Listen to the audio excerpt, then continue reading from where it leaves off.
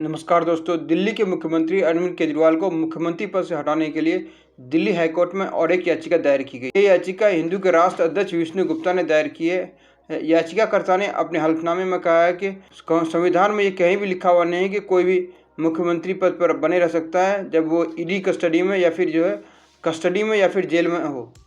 आपको मालूम हो कि इससे पहले अरविंद केजरीवाल के खिलाफ दिल्ली हाईकोर्ट में और एक याचिका दायर की गई थी उसको मुख्यमंत्री पद से हटाने के लिए, जिसको दिल्ली हाईकोर्ट ने रद्द कर दिया था।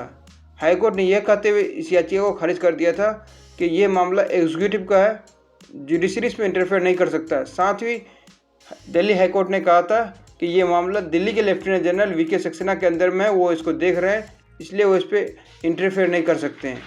ये मामला तब उठा जब दिल्ली के मुख्यमंत्री अरविंद केजरीवाल को ईडी ने दिल्ली आपका नीति के तहत 21 मार्च को 2 घंटे पूछताछ के बाद मनी लॉन्ड्रिंग मामले में ईडी ने अरेस्ट किया है और वो ईडी कस्टडी में है। फिलहाल उसे दिल्ली हाईकोर्ट से या फिर दिल्ली रोज रेवेन्यू कोर्ट से राहत नहीं मिली है। वहीं अगर बात की जाए संवैधानिक रूप से क्या दिल्ली के मुख्यमंत्री अरविंद केजरीवाल दिल्ली के मुख्यमंत्री पद पर बने रह सकते हैं वो जब ईडी कस्टडी में है।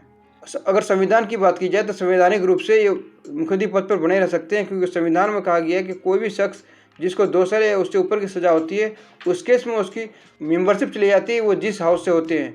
अगर वो लोकसभा राज्यसभा से होते हैं या फिर असेंबली से होते हैं तो वहाँ की सदस्यता खत्म हो जाती है। तो वैसे केस में जब सदस्यता खत्म हो जाती है तो फिर ऑटोमेटिकली है कि उसका जो संवैधानिक रूप से जो जिस पोस्ट पे वो रहते हैं, चाहे मंत्री या मुख्यमंत्री या प्रधानमंत्री जिस पोस्ट पे रहते हैं, वो पोस्ट इनवैलिड हो जाता है, उस पद से वो खारिज हो जाते हैं। केजरीवाल के केस में क्या है कि उन्हें फिलहाल अभी किसी आरोप तय नहीं हुआ उनके प्रति, इसलिए वो भी संवैधानिक रूप से मुख्यमंत्री पद पर बने रह सकते हैं। वही अगर बात की जाए कि क्या ये संभव हो पाएगा कि जेल में रहते हुए केजरीवाल मुख्यमंत्री पद पर बने रह सकते हैं। जेल का कानून इसका अलाउ नहीं करती, क्योंकि दिल्ली प्रिजनर्स लॉ कहती है कि आप किसी भी पर्सन को या अपने रिलेटिव को या एडवाइज़र को वीक में 2 बार मिल सकते हैं। और एक संभव नहीं है कि एक मुख्यमंत्री को मुख्यमंत्री बने रहते हुए सिर्फ किसी भी एडवाइज़र को 2 बार हफ्ता में मिले, क्योंकि दिल्ली के चीफ मिनिस्टर या जो किसी भी राज्य के जो मुख्यमंत्री रहते हैं उनके ऊपर बहुत काम होती है। उन्हें डेली मीटिंग्स अटेंड करना पड़ता है, डेली फाइल्स का ट्रांसफ़र करना पड़ता है, जो प्रैक्टिकली संभव नहीं है कि दिल्ली